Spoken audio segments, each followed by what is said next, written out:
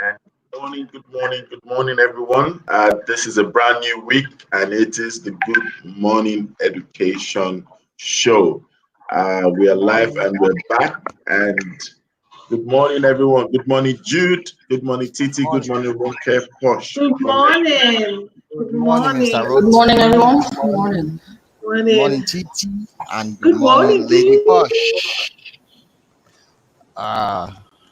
What happened to Okay. your hair? Jude, I'm not really happy with you at all. I'm not happy with you Why are because you I've not been happy seeing with your me? face on other webinars. When Uh, you come here, you'll be doing Invisible Man.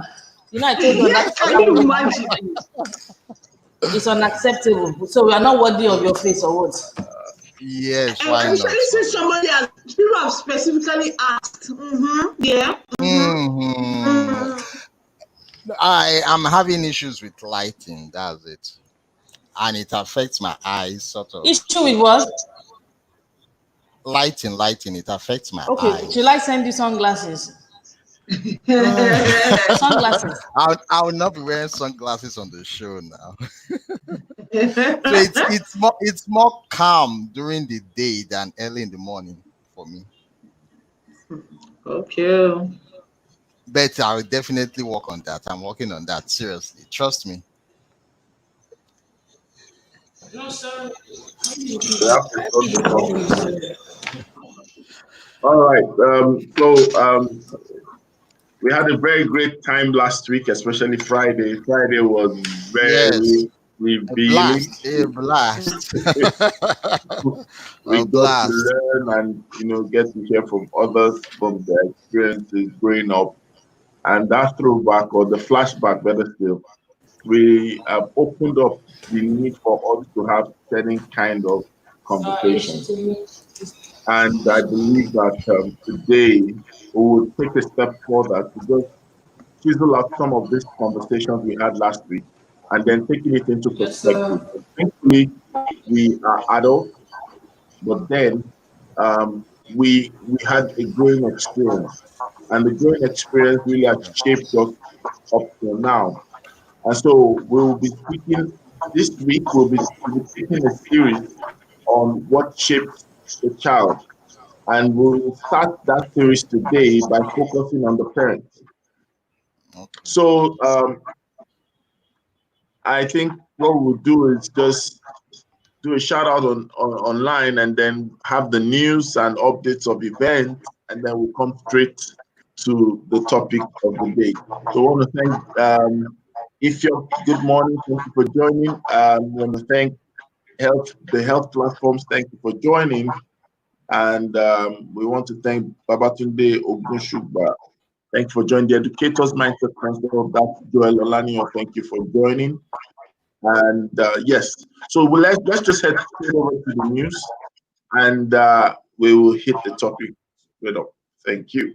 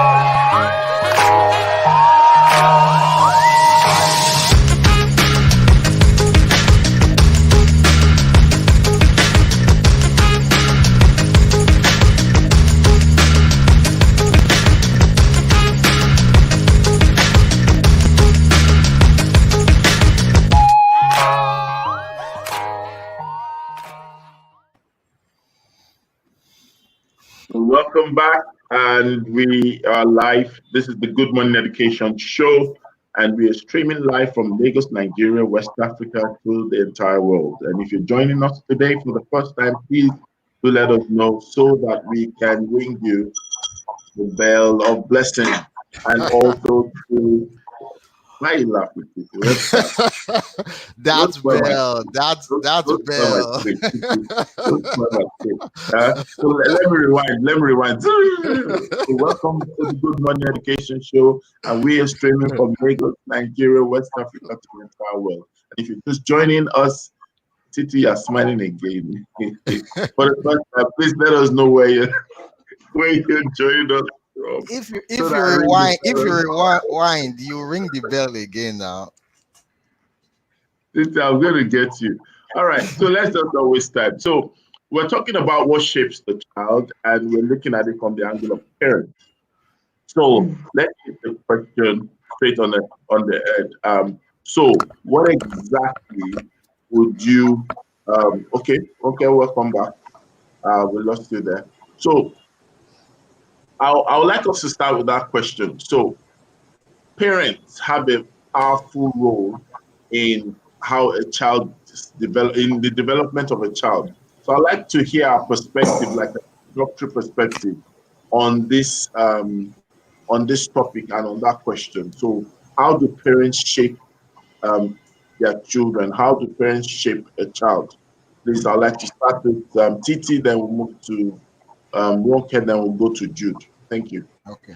Okay, there used to be this joke, it's one of these educators joke that, when you see the parents, they start wondering, okay, that explains it. That explains, that explains why the child behaves the way they do, because the parents are the child's, first teachers. They're the ones that teach them everything. You find that a very polite child usually, because when you meet the parents, you find them very, very polite and all that. So children learn first from their parents. They learn, the first foundational things are usually from their parents. The school can help, but a lot of things are really from the parents. Even a child in your class that you find that he's always doing their homework and all that. When you tell the parents, oh, he didn't do his homework, the way the parents react, you will know that that's why this child is always doing their homework. So that's the parents' involvement and the parents' role in the child is really very important. There's some children that you like, what, I'm going to have a discussion with your parents, and they're going to say, oh, my mom is not going to do anything, my dad is not going to do anything. They're never home. They never, So you begin to see the role that the parent plays in the child. It's the same thing even when you're in church and you see the child that really knows their Bible and the child that really can pray. When you meet their parents, you can just tell.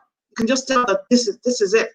So it takes the role of a teacher to change what the parents have already kick-started in that child. So a lot of the child's behaviors, a lot of the child's first learnings are really, really, really gotten from their parents. And it's not so much, they say it's not so much what you do, so it's not so much what you say, it's really, really, really what you do. When I was young, my mom didn't believe in eating outside of our home. I didn't really eat outside till maybe I was in university. So for me, even now as a parent, I'm really like that. I'm really like, before you go out for a party, your mom said, no, you're going to eat in your house. You're going to eat so that when you get there, when they ask you, do you want to eat? You're going to say no. So some of those behaviors were things that we learned at home. We talk about our parents and their eyes in those days.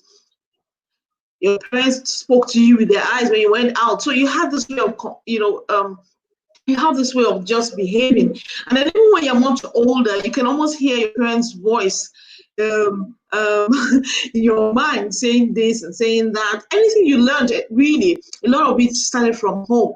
I was saying that when I look back at the fact that I really hate cooking, but my mom was just so insistent that all her children used to know how to cook. You must learn how to cook. My punishment in those days was cooking. cooking for the family if I did something wrong because she knew how much I hated cooking.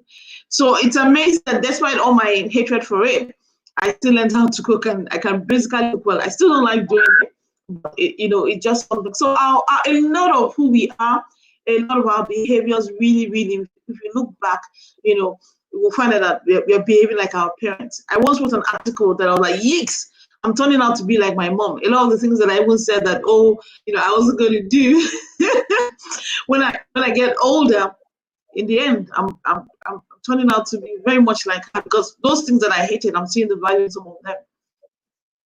Fantastic. I like that part where he said when you're going out for a party, you have to eat first just to prevent. I think You from behaving like a long throat when you get. that's a common reality, in that illustration you gave. A lot of us experience that as well. And if at all, let's just get to hear from Roke. Roke, please, what's your take on that? Hello, Roke Posh. Sure. Hello. Okay. Can She's you back. Your mic. Oh, her mic is okay. What about my mic? Oh, okay, we can hear you. Right Kitty on, can right, hear me. right on. Yes, I can hear you.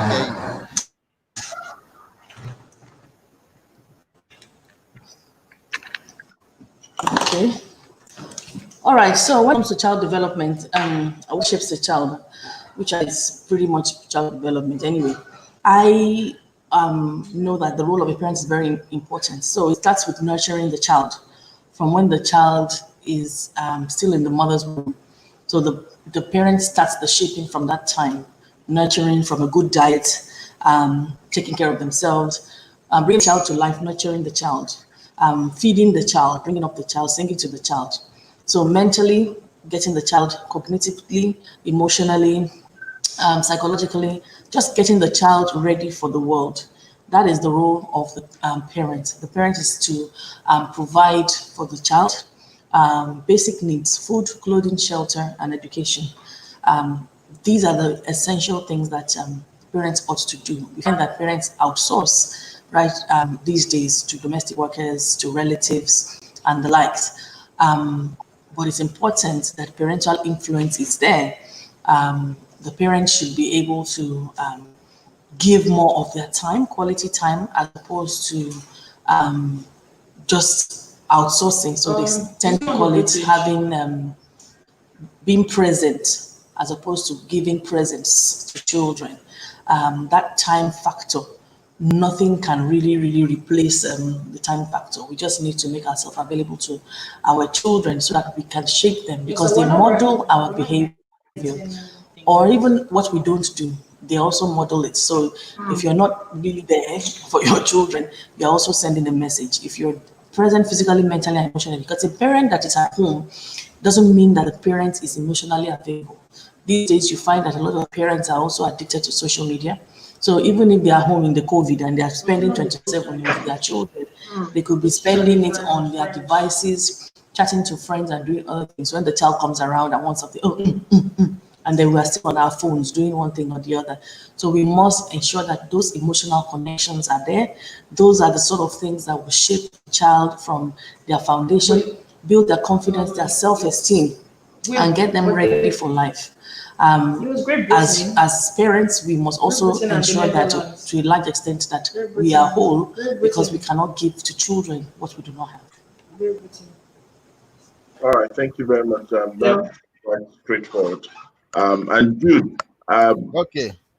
what Roke Posh said, really, I'm going to take something from that. I don't want to forget that, but let me just allow you, Jude, to say something, and then I'll come back to the thought that came to my mind. Yes, Jude.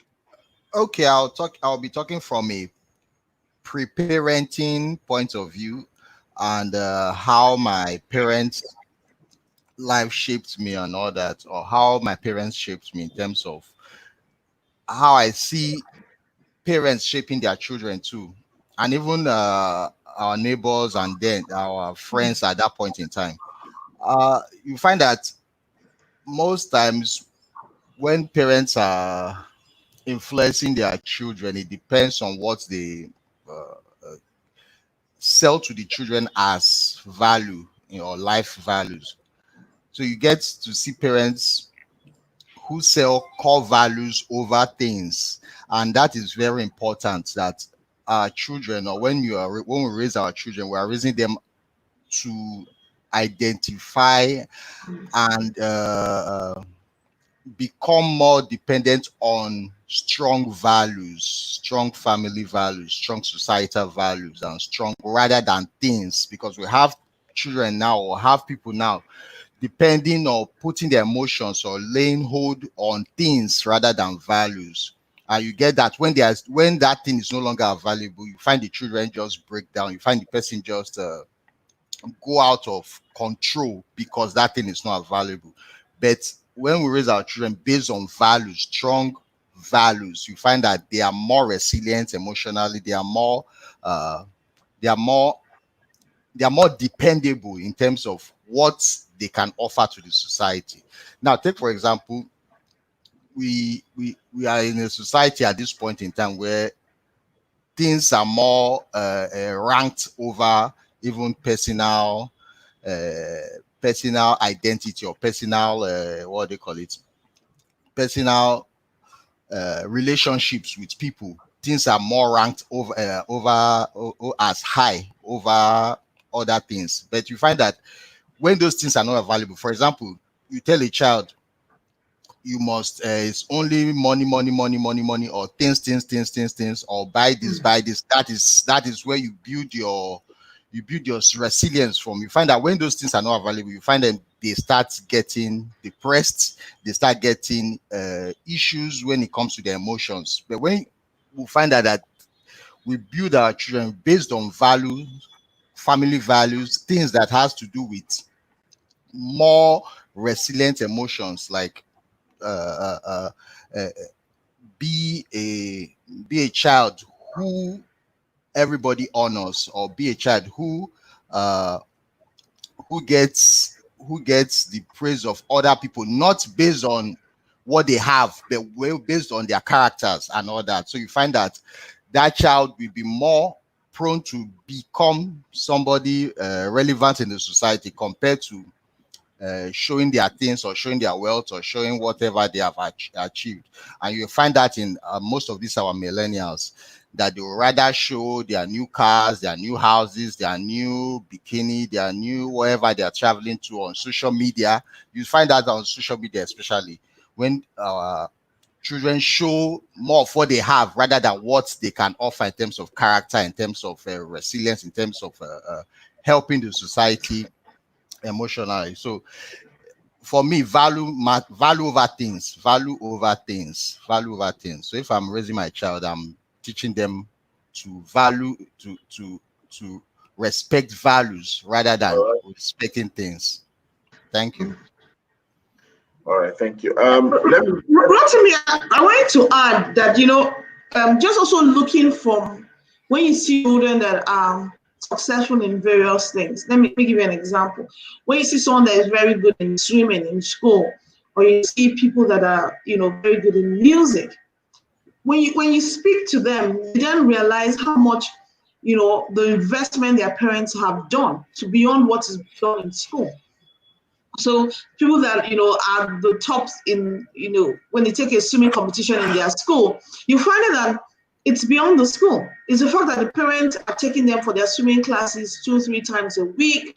They do so many other things, buying them all the things that they need. Same thing with people that play musical instruments very well, that they have a private teacher at home that comes 2 3 times a week. Their parents take them to do exams in Luzon, in here and there. It's just that thing that the parents, involvement. When you look at people that were successful as well in athletics, it's the same thing, that their parents are the ones very actively involved in their lives, taking them from place to place. And academics as well. most of the time is because the parents beyond school are either ensuring that they're doing their homework, getting them to do extra classes, extra lessons, and all those kind of things. So children that are very successful, there's a lot of parental involvement in it. People that they know how to code. You kind of beyond what the school is doing. Parents are intentionally looking for things to help them succeed. So beyond the behavior, what I'm saying is that even in the terms of a child's success, a lot of it is the push that they get from their parents. Some parents might push too far, but really very successful people, a lot of our behaviors, a lot of what we do, our respect for our elders really comes from our parents. And when we don't, it really shows up on our parents as well, because your parents are the ones that will call you to order every time you pass without greeting people. So what we see, it really is a significant reflection of the parents, their values, what's important to them. Your parents try to keep up with the Joneses, then you find that the child is like that. If the parents doesn't respect the house help or anything like that, you find that the children are like that. They don't, once one is not of a particular timber and caliber, they also don't respect those things. So the parents really play a role. And as Ronke Posh said, when the parents are absent or don't spend quality time with them, you also know, because people they pick up behaviors from them become people around them. If your child is spending too much time with the house help who's always watching African magic, you will know. You will know the kind of discussions that the child has in school, and you're a bit scandalized. And when you find out, you'll say, oh, when I was sitting down watching African magic with Mary. So whether the parent is very involved or whether the parent is not, those things are, easily identified in the child's behavior and in the child's values. All right, thank you. I'll go back to you, and then I'll come to Roque. Okay. Okay, so the question I have is this: growing up, I discovered a particular fact. I don't know if you guys have heard about it, but I remember one of my relatives female relatives was saying something about 60% of a child's intelligence is attributed to the mother. Why you laughing? Yes, I believe that. Why is this is not your question yet? Okay. Hold on a minute. Yeah. So now we're talking about what shapes the child, and we say the parents. However, 60% is attributed in terms of intelligence to the mother. So, to a large extent, your choice of secondary school, primary school, is defined by the level of intelligence permitted to stay of the mother, right? And and they get to blame sometimes we fathers well, they should cut us some slack. It's not our fault. I don't know. They just sideline us. No wonder we have more females in primary school. Okay, so please share with me your thoughts on that statistics, as it is a fact, but also in terms of how parents can help the child's ability to learn and solve problems, regardless of the fact that 60% is attributed in terms of intelligence to the mother. Okay, there's a truth behind it, and there's a fallacy behind it too. And the truth, or let me start with the fallacy. The fallacy is that intelligence is not DNA dependent. So we get that clear. So that intelligence a mother transfers to the child is not DNA, because I don't think there's an intelligent DNA and there's non-intelligent DNA, sort of. So that's is this based on researched facts? This one you're saying, or this one is your opinion? Yes. No. I'll show you researches on that. So the intelligence we're talking about, I've read to some extent. That's this. Though there are different parties to the discussion, but what stood out was the transfer of intelligent DNA from the mother to the child is not yet a scientific proof to that. It's still an assumption and a hypothesis. But the truth is, the level of intelligence of the mother in terms of what she values, how she carries herself, can be transferred to the child. That is fact.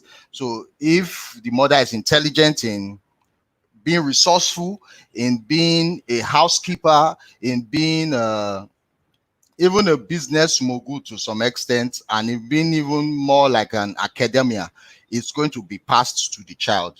We know that is more of an external thing passed to the child, and the other way around. If the mother, I've seen or I've heard cases where the parents are liberal with how will I put it? They are liberal with sex with their children and all that, and you find the children behave in a certain way. So that is the kind of intelligence passed to that child, right? Now, I'll take my case for an example. My mother is more entrepreneurial. She's like she has Please, done. can you expatiate on that one, Jude? I don't understand. Okay, the intelligence we're Jude? talking about. Hello. I can hear you, Ronke. The intelligence we're talking about is not DNA dependent. The intelligence a mother. No, you specifically said something about if the parents are liberal with sex. Okay. Yes, you. Let me explain that. I've seen cases where you see the parents, maybe the child is a teenager, and they say, "Oh, you don't have a boyfriend, you don't have a girlfriend, you don't do this, you don't do that." So automatically, that child will begin to see boyfriend and girlfriend as a teenager, as a normal thing before even they become adults. They become used to toasting or accepting toasting, even irrespective of their age. So that is when I mean they are liberal with sex or relationship. So that child would automatically, when you say a teenager should be having a boyfriend or a girlfriend, or almost like having a marital proposal at that age, it's normal to them, and their parents does not see anything bad with it. So automatically the child will flow with that value, right? Ronke, I hope I've answered your question. No, but continue. Okay, I'll use my mom is more entrepreneurial and I'm more I and just wanted that clarity. okay It was more clarity Okay. than anything else. okay I want to understand your school of thought. okay. Uh, that's it anyway. So my mom is more entrepreneurial and she has done soya beans. So I learned how to make soya beans, milk powder. She sold it in her office. She can sew. I learned how to repair machines. That's the normal single electric machines. So a lot of things that she passed on. She can cook, so I learned how to cook. She's very domestic, also. I'm very domestic, so automatically that values those positive things has been transferred to me, right? So it's not necessarily because it was in her DNA. It was because she grew up with it and she transferred it to the children. So that's school of thought, Mr. Rotimi. The truth is, if the mother has positive values or intelligence, external, not internal, external, it will be transferred to the child. But if it's on the other hand, if it's not there, it cannot be transferred to the child. So there's nothing like an intelligent DNA or a DNA that is smart. So that's the truth and false of that Why are you statement. sounding like you're scared? Me? You know what? Nana put in a comment, Nana Kari, she says intelligence is determined by genetics. I have scientific studies to prove that. Uh, that level of study has not been proven. That level of study has not been proven because we still have cases where we have Albert Einstein and Maria Curie, their children are not scientists, or their children are not as intelligent No, as no, them. no, no. Dude, it's not that you have to become a scientist. What I No, no, think that I'm giving example of even basic intelligence, even if it comes to being very analytical or very prudent in certain things. There are certain things you can transfer, but that study is not yet detailed. That study is not yet detailed, so we can't be holding on to it, because you have some cases where you see children who are naturally from intelligent parents and they do dumb things, right? Bill Yeah. Gates, Bill Gates. Okay, you said the mother, so we look for female scientists to actually prove that, but it has not been proven fact. It's not a proven fact, but we just have studies that have done it. But that doesn't mean it's a fact that we should hold on to. just in case, dude, as a businessman, I think you need to, while shopping, Okay. factor that into consideration. Oh my God. I just wanted to get you cracking. All right. So let's take it a step further, right? And I really want to encourage those who join us across the world to share their thoughts and their feedback on this conversation of ours, right? So one of the things that I think that will be interesting to note is that, when you talk about shaping a child, I've come to realize that most of us adopted the faith of our parents, right? And so if today anyone is a Christian or a Muslim, there's a huge tendency, apart from maybe later in life, there's a huge tendency that you adopt the faith of the people who raised you, which is still talking about how we shape a child, how we shape a child development, as we speak. So, how do we get parents to that point of consciousness? That's the question. How do we get parents to that point of consciousness where the focus is not just that my child behaves well or my child is excelling in academics, but understanding that you're shaping an entire identity beyond academics. In fact, it can actually transcend across, the lifetime of the child. So, Titi, do you want to answer that?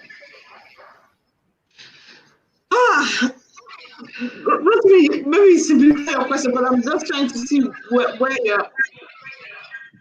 How do we get? Are you saying how do we get parents more involved? How do we get them to see how key their involvement is in shaping their child? Yes. How can they be more deliberate, as it were? Honestly, what I've realized about interfacing with parents is that most parents don't realize that parenting comes with, it typically comes with no manual. So we just, go into it. And a lot of them don't realize that for you to be successful in anything, really, you have to find out a bit more about it so that you're doing it well. Don't just take what you know, which is really the way your parents brought you up, and then just, plan to do that. Because if you don't do something to upgrade yourself, you just end up giving what you know. And that's really the kind of parenting style that your parents had. So what I found that has worked, just looking at in practical terms, is that I found that a lot of schools, because most of apart from the workplace, the second place that parents have a lot of interactions with is their children's schools. So I found that schools that take their time to doing their PTA meetings always have spent some time in terms of doing some kind of parenting classes in quotes, tend to get better out of the parents. Also, when churches, do a lot that have to do with parenting, because those are the opportunities that parents have to sit down and listen. There are a lot of parenting conferences, but how many parents really end up going for those things? Like last week, the intentional parent was having a week-long parenting conference. So a lot don't attend. Lagos Mom does annual parenting conference. Those are opportunities for parents to learn about what they are doing right and what they need to do. And it's really important. I went into parenting too. It's only my parents. It's only my parents' style that I knew. I didn't really know better. But I found out the more I attended a lot of this things, the more my eyes were open to things that I might be doing right and I might not be doing right in terms of setting up my children for success. Like I remember the very first time I learned about what I needed to do in terms of sex education for my child. I'd always thought about sex education is, when they're teenagers, you need to deal with that.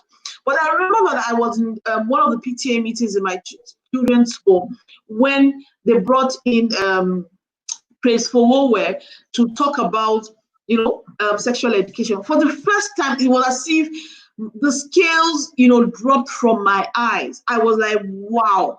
You mean I needed to have started doing these things? By then, my son was about 6 years old, and by the time he went through everything and said how as early as 18 months, we need to be educating our children about, their private parts, people not touching them hair, good touch and bad touch. And then he gave statistics of how children were starting, sex much, much earlier and the abuse that can happen. I was like, wow. So of course, immediately I went back and started having those discussions with my children. So that my younger child had it much earlier because I knew that this wasn't a discussion that I waited till, much late. And so those things made me appreciate going for all those things. So it's important that we know as parents, we don't have the answers. We didn't come into this university learning anything, and we need to go out of our ways to learn. You need to go out of our ways attending those kind of conferences and seminars. You need to go out of your way to read books about parenting so that you do a better job. Nobody has the answers, but the more you learn, the more you're able to do a better job, the more you're able to realize some of the things that your parents did are not the ways that you have to deal with your own children. So I think it's important that parents realize that they need to learn. They just need to learn. They need to be open to listening to the schools and what the teachers are saying when they give them feedback, and they need to sit down with their teachers and ask. I'll give you a very interesting example. I remember then my sister that lives in the UK said the school came and told her that one of her kids was a racist, and she was like, a racist? My child is black. We are living in the UK, in the country of the white. How can she be a racist? But they went on to explain to her that she doesn't have any white friends. She doesn't interact with, white people. So she had, this mentality of, I'm not going to mix with them. And my sister was like, oh, I mean, that's not. So, but what she did is that she didn't say, oh, no, what do people mean? My child is a racist. No. What she then asked the teacher, and like, so what should I do? What should I do? And then the teacher said, oh, that's very simple. Just get her to participate in white sports. So my sister got her daughter to participate in cheerleading, a lot of sports that mostly white people do. You don't find black people there. And then the more she interacted with them, she found out that, I mean, these are normal people. And then now she was able to achieve a better balance. So that's the second thing I would say. There's a very important role that school and the teachers play in helping the parents, if only the parents are not defensive. So when they come and tell you something about your child, what you should be saying also is, oh, what should I do? What do you advise I do? And you find that the teacher and the school will be able to give you good advice that would help you. So that's what I would say. Attend conferences, read books, be open to learn, realize that you need to learn about how to do parenting well, and then be receptive to the school and the teachers when they give you feedback on what you need to do in terms of, your child. Okay, that's quite interesting. And just like looking at our reality, we need to also understand that parents might need to review their philosophy from time to time, just so that they also understand that, even though they are able to justify their experiences based on the things that they believe or based on things that they do, they need to see the far-reaching consequences of how that same philosophy can still extend. I remember that growing up, I knew I knew people who would not allow their children to mix with anybody.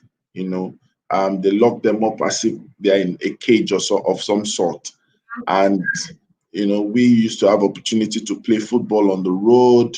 And at some point in time, it felt as if we're the rascals, that we're allowed to, how would your children play football on the road? But you find at the end of the day, some of them didn't really turn out well when they eventually had opportunity to go to places like universities where they are not coming home, they are staying on campus or something like that.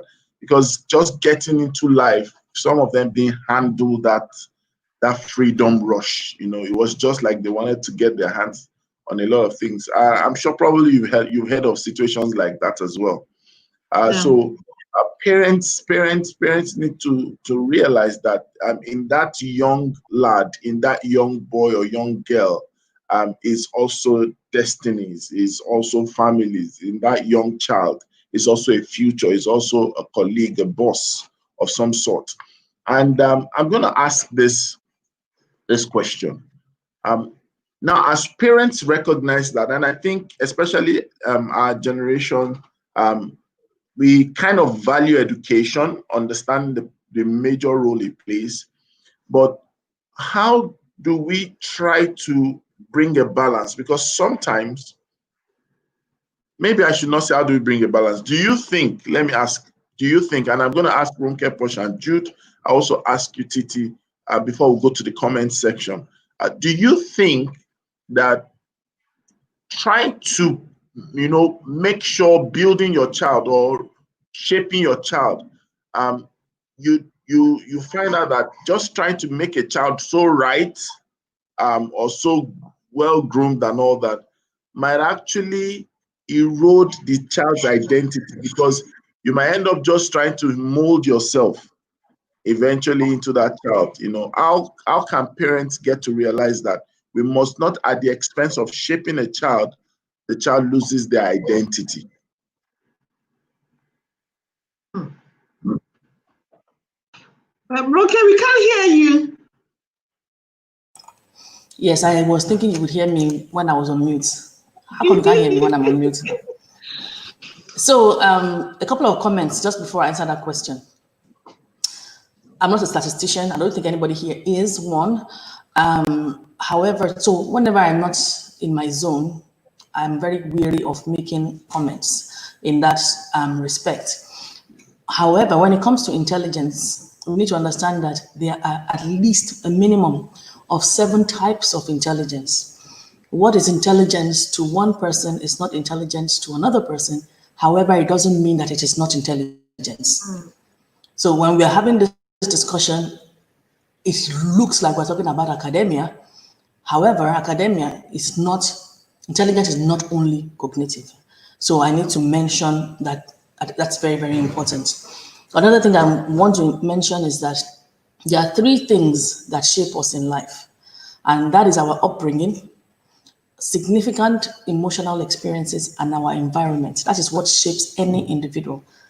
Anything you learn, anything you do, the way you speak, the way you're looking at me right now, Titi, with your head tilted, the way Itayo is looking at me with his hand under his chin, the way Jude is hiding behind his screen, there are patterns. There is a reason why all these things happen.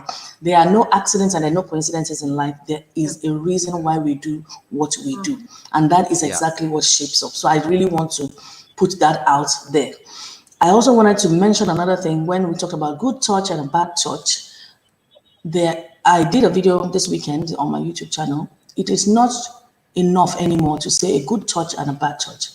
It's not enough to say a public part and a private part, because what is public to somebody and what is private to somebody, they all differ. So somebody that is wearing a hijab, for example, they cover their body. If you raise their hand and touch their hand, you are violating them, because they cover up their sensitive parts and their no-go areas. If a child says, "Don't touch my head," then to that child, it's a private part, don't touch it. You have to respect boundaries. So now let me now come to, I just had to put those out. Let me now arrive at Mr. Itayo. So that's what I think you're talking about, projecting. So we're trying to model this perfect child. The thing is that there's a place for exploration. So when you have your child, you so that, can we just hold that comment please, because I can't manage both of them together. As I thought, it truncated my thoughts. When we're trying to raise a child, we must give room for exploration. Yeah, that's where I was talking about. So even if you want to raise the so-called perfect child, the perfect child like, has an identity. The child has their own thing to do. So I am one of those people that has the perfect child, the model child, the one that when I go to school, everybody's saying, Mrs. Adeni, what do you do to your child? Adopt my child. Please, I need my child to stay with you. Your child is so amazing. She's so wonderful. Yes, I brag about it because she's one of those. However, I've had to also give her room to be who she wants to be. At a very early age, knowing that she was going to be the only one, I exposed her to as many activities as possible.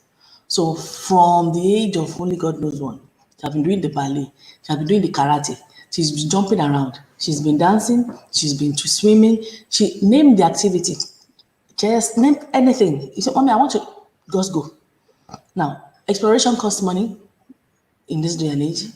However, so we must be willing to put that down. But in them, even football, she plays football for her secondary school right now. And they've been tournaments with GT tournaments going around different schools, even public and private schools. They've been going around there. So she does all those boyish kind of things. Or so-called supposedly boyish kind of things. So it's exploration. So in exploring and doing different things, she finds her identity. She finds what she likes to do. When she does all those things, when she finds what she likes, she will hold on to it. And the things that she doesn't like, she won't focus as much. And you yourself as a parent will know you're communicating and you're also observing. Those things that she likes, then you nurture them. So you now the seed, you say, okay, you really like dancing. I know she loves dancing. So I let her dance. We created a studio for her, a proper studio where she dances. She loves the football. We allow her to do the football all the time, football classes, all those sort of things. You nurture her so she has her own identity separate from Ronke Posh. However, because I'm her mom, she also bears a lot of similarities. There was a day where she was on a Zoom call with her friends during this pandemic, and I wasn't keen on the tonality that she was using. I'm like, when she finished, we're doing a review because we're always together. She's right here beside me, so she's listening. She's like, talking about me again. She I didn't like the tonality, so I said, oh, let's have a discussion about this tonality thing. So when we finished, she was like, but that's how you talk, mommy. So I just thought it was the right way to talk. I'm like, okay. So she has picked up. So they pick up by absorption, by assimilation, whatever they see you doing. So I had to explain to her that sometimes when I'm talking to you don't know who I'm talking to. My audience also matters. Like sometimes I'm just hanging around with my friends, or I'm not talking as the work type of work, like this type of what I'm having here right now. There's a tonality that I would have, as opposed to when I'm hanging around with a different set of people, that you have to respect the audience. You have to know and understand the audience. So there are things that she picks up. She's very mature in her speech because I make her sit through my webinars. I make her sit through a lot of things. So the content in her head is quite adult-ish.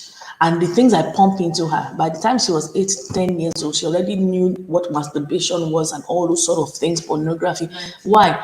Because I did not want her to be preyed upon. So I didn't want anybody, because the predator's strength remains, the ignorance of your child remains the predator's strength. So I needed her to know many things. So her head is very full. So when we want to shape a child, just give room for exploration so that they can build their own identity. Thank you so much. Mr. Jude Ashidu, are you Yes, there? I'm here with you. Okay, so just in 1 minute, please, let's have your take. Please, with the question again. We're trying to talk about on the path of nurturing, how parents should be very careful in not trying to pick up a perfect child or perfect model. And at the end of the day, you lose the child's identity. We see many people going to universities, being raised and nurtured towards doing something, and all of a sudden to finish university, to say, you know what, this is now who I want to become. So that pressure of knowing the investment of what it costs, and trying to do this and trying to do that. A Okay. child knows everything about the courses, everything about the subject, everything about other people, and nothing about themselves. Okay. Children, I think that is where science has failed. Science has not taught you how to know your purpose in life, and they can never tell you how to know your purpose in life. And the truth is that everything that has to do with intelligence has to also align with purpose. That is the truth. Whether we want, and definitely we don't want to talk spiritual here, but anyway, but there's a purpose for everybody, and as many who are aligned with their purpose, they are intelligent. That is my definition. So science cannot come and tell me somebody is more intelligent than the other based on academics or based on certain metrics that are not even they don't have control over. So children expressing themselves or finding themselves is not a scientific thing to judge, or it's not is science has not found that ability to actually harness that. But its truth is it is spiritual thing. It's a spiritual thing, because for audience who believe in spiritual matters, we have the spirit, soul, and body, right? And the ability of the parents to nurture the child spiritually actually helps that child express who they really are, not what the parents are trying to push in them. Aside religious, those who are too religious, but for pure doctrines or sound doctrines, every child that is passed through that stage of expressing themselves spiritually, that child is likely to discover themselves more than them passing through academics and any other social platforms that we have created as human beings. So I'm not saying academics is not good, but for a child to find their purpose is not a scientific thing for that child, or it's not a scientific process for that child. It's more of a spiritual process. And every child that is spiritually grounded by their parents will find their purpose, and that makes them intelligent, and even more intelligent than a child that doesn't know their purpose but they are academically sound. So we should know that there's spirit.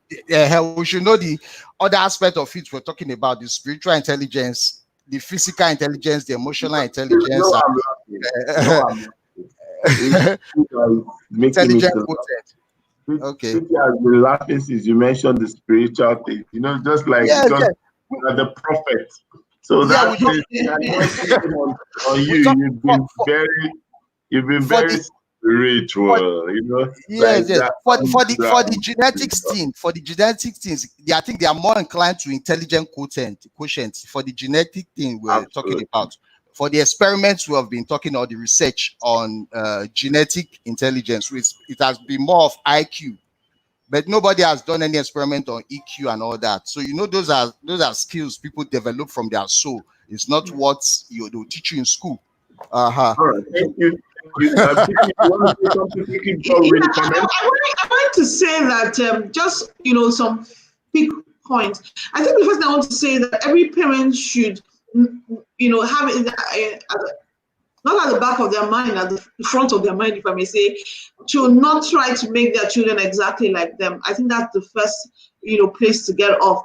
The second thing is that your role as a parent is to help their child be, as Jude has tried to say, to live their purpose, and their purpose most likely will be very different from yours.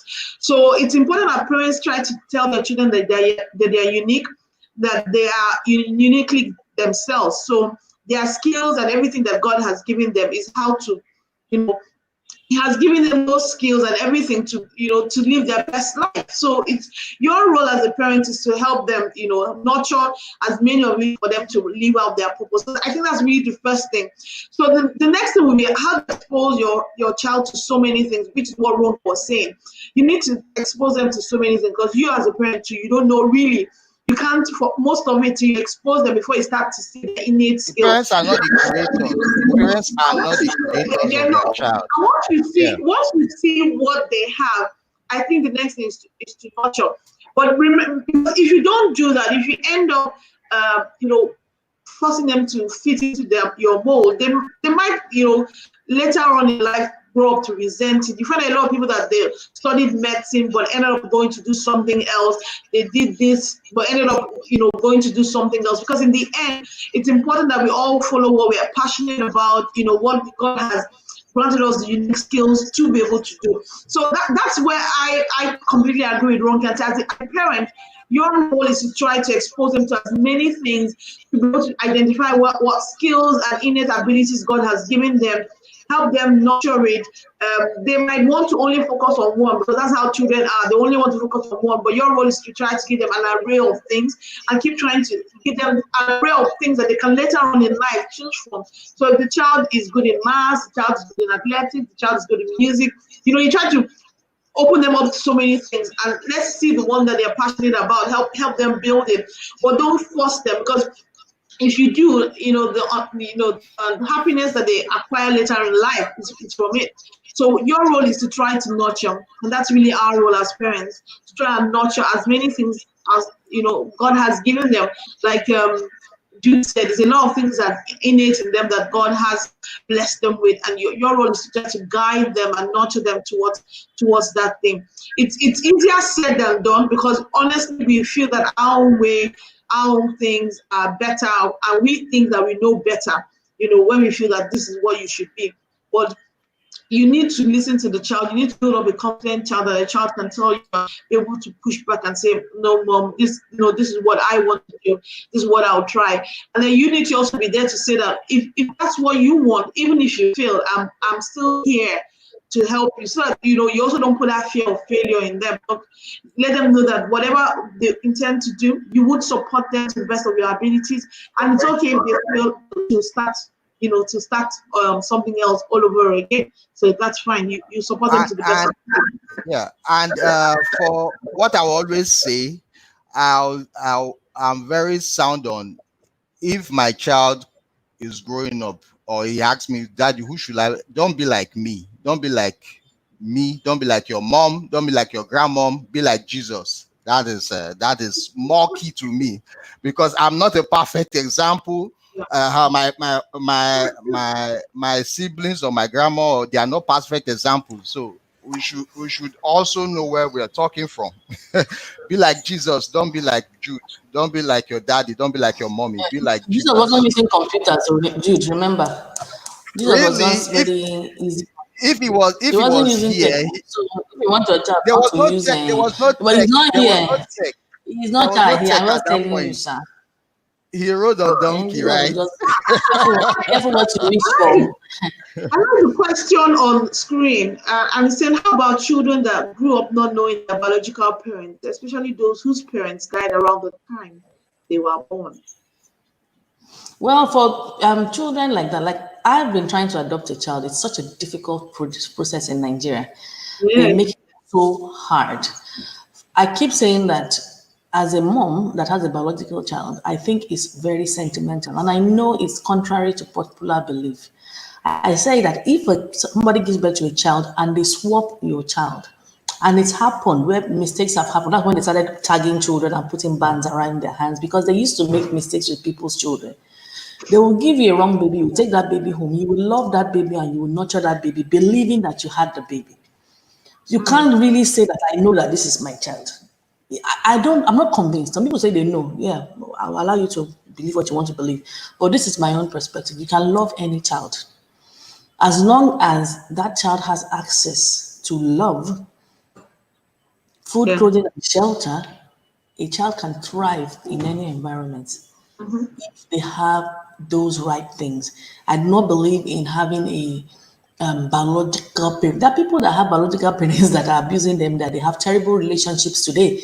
Because the parent is biological does not make them amazing. So anybody that loves a child can be a parent to that. Even educators, when children come to school, they get their only hugs. I mean, they get their hugs from school.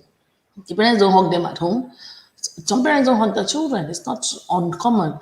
It's when they get to school that they feel so happy, so loved. And that's why I feel for children that are home stuck at this time during the COVID, because parents will take out their frustration. Okay, we are broke. Is this children that they will beat? Hence, I've written the book 101 tips to curb the beating and the shouting. So anybody can love the child, and the child can thrive irrespective of whether the parent is biological or otherwise. I know a lady in my church, for example, that had 5 children. None of them are her own, and we never knew. When she did her 50th birthday, that she was saying that she was when we knew.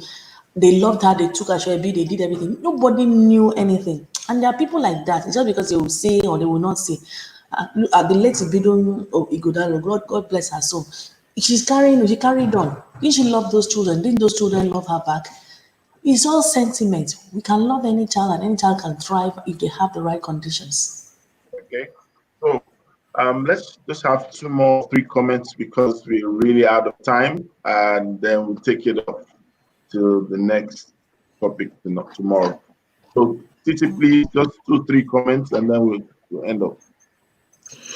I think a parent, whether biological or not, that loves, a child has a very important role to play. So that love, that connection, that quality time over quantity, it's very key in molding and shaping the child to be the successful adult they'll be in the future. Okay, Jude. Okay, we must help raise and nurture our children towards. You are changing it. Oh, okay. I thought you just wanted to give a pattern thought. Okay. For the definition of intelligence or transfer, it's an all-rounded matter. It's not just IQ, because I think that's where most people are getting that scientific facts from.